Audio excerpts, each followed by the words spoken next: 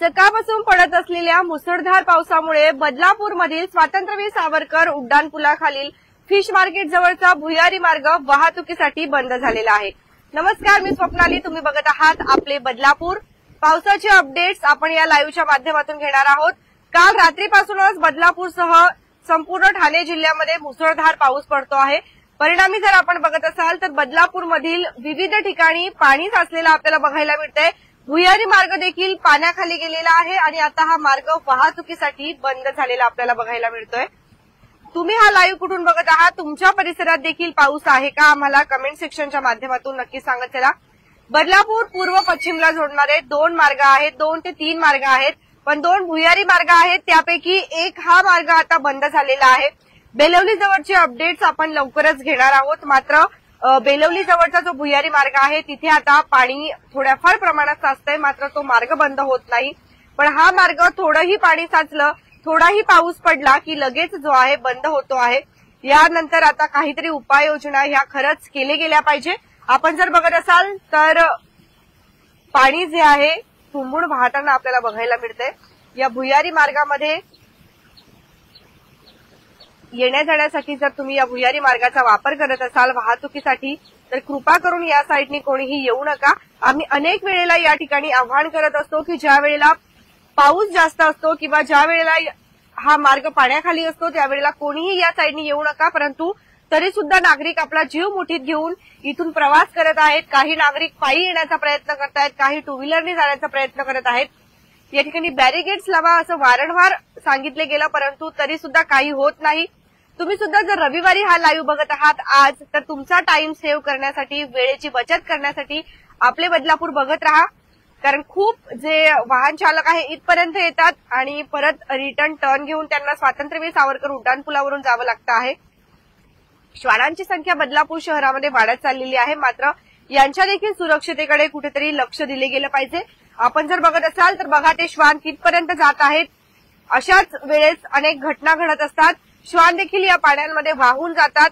हेच पाणी जे आहे पुढे आपल्याला आपल्या उल्हास नदीला जाऊन जे आहे मिळतं, त्यानंतर तेच पाणी जे आहे पुढे देखील जातं आणि हेच पाणी आपण पिण्यासाठी देखील वापरत असतो। जलशुद्धीकरण होतं नक्कीच त्याचं, परंतु श्वानांची देखील काळजी जी आहे या ठिकाणी घेतली गेली पाहिजे। बॅरिकेड्स इथे लावले गेले पाहिजे। आपण जर बघत असाल तर पाणी जे आहे तुंबून वाहत आहे। प्लास्टिकचा वापर देखील जो आहे कमी प्रमाणात केले गेला पाहिजे। कुठे आपण जर बघत असाल तर त्या नाल्याच्या किनाऱ्यावर जे आहे आपल्याला एक पक्षी जो आहे तो बघायला मिळतोय। ज्या वेळेला मुसळधार पाऊस पडतो त्यावेळेला अनेक परिस्थितीमधून जे आहे पशु पक्षी देखील सामोरे जात असतात, त्यांची देखील घरं जी आहे ती वाहून जातात। पण हे पाण्यात राहणारेच पक्षी आहेत, पण आपण जर बघत असाल तर पाणी आता सध्या एवढं जास्त आहे की त्यांना देखील किनाऱ्यावर जाऊन राहावं लागतंय।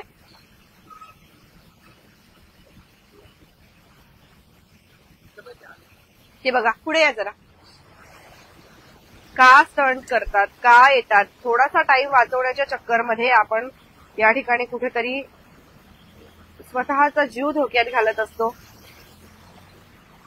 पुन्हा एक दुचाकी स्वार आहेत, ते देखील या ठिकाणाहून येण्याचा प्रयत्न करतायत। बॅरिकेड्स नसल्या कारणामुळे अनेक समस्यांना देखील सामोरं जावं लागतं। होऊ शकतं की ती गाडी देखील वाहून जातात, तर असे कुठलेही प्रयत्न तुम्ही करू नका।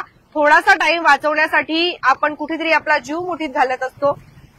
वारंवार इथलं अपडेट्स देऊन देखील तुम्ही विचार करत असाल की या परिसरामध्ये कोणीही का लक्ष देत नाही, तर आपण वारंवार जो आहे याचा पाठपुरावा करण्याचा प्रयत्न केला, तर असं सांगण्यात आलं की ही जी जागा आहे, कोणी बोलतो रेल्वे प्रशासनाच्या हद्दीत आहे, तर कोणी सांगतात की पालिकेच्या हद्दीत नाहीये। म्हणजे पालिकेकडे गेलं तर पालिका याची जबाबदारी घेत नाही, रेल्वे प्रशासन याकडे दुर्लक्ष करतं।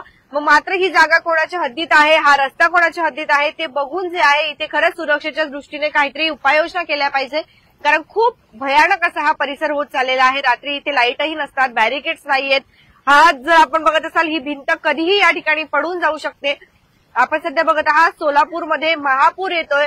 महापूरमुळे अनेकांची जीवन जी आहे जीवनशैली उद्ध्वस्त झालेली आहे, पिकं नष्ट झालेली आहेत आणि तेच जर आपण बघत असाल तर असं यापुढे देखील बदलापूर शहरामधील जीवन विस्कळीत होऊ नये यासाठी देखील आतापासूनच उपाययोजना ह्या केल्या गेल्या पाहिजे. कारण आपण आता जर बघत असाल तर थोडा जरी पाऊस पडला तरी सुद्धा बदलापूरमधल्या विविध क्षेत्रांमध्ये पाणी साचतं.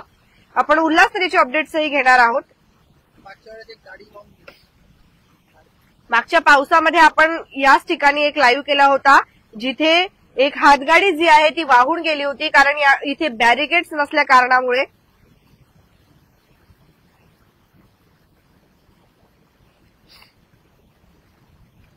उल्हास नदीचे अपडेट्स देखील आपण आता लवकरच घेणार आहोत. तुम्ही हा लाईव्ह कुठून बघत आहात, तुम्हाला आवाज येतो आहे का तेही सांगत चला आम्हाला. कारण अनेक वेळेला पावसामध्ये असं होतं की आवाज जे आहेत ते प्रॉपर येत नाहीत. आता कुठले अपडेट्स पाहिजे आहेत तेही तुम्ही आम्हाला कमेंट सेक्शनच्या माध्यमातून सांगू शकता. आपण त्या ठिकाणी जाऊन जे तुम्हाला अपडेट्स देण्याचा नक्कीच प्रयत्न करणार आहोत. आज रविवार आहे आणि रविवारमध्येच आपल्याला मुसळधार पाऊस जो आहे रविवारी बघायला मिळतोय. त्यामुळे घरातून देखील बाहेर पडायची आता आज कोणाची हिंमत होणार नाही. मात्र रविवारी देखील रेल्वेचा जो प्रवास आहे तो आपण बघत आहात. रविवारी देखील गर्दी जी आहे ती वाढतच जाते आजकाल रेल्वेला.